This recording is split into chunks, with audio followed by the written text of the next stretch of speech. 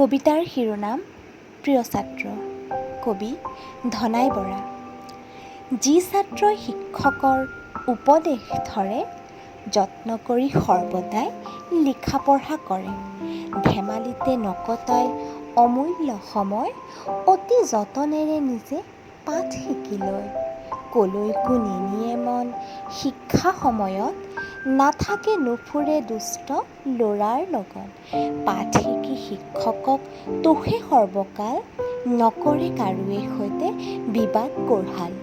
যি ছাত্ৰই কেতিয়াও অসত্য নকয়, নিজে দোষ কৰিলেও লুকাই নথয়, শিক্ষকৰ আজ্ঞাবানী নকৰে লংঘন, শিক্ষকৰ প্ৰিয় ছাত্ৰ জানিবা সিজন।